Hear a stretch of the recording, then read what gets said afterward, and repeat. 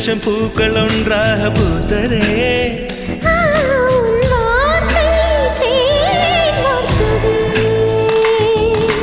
மௌனம் பேசியதே, குளிர் வீசியதே.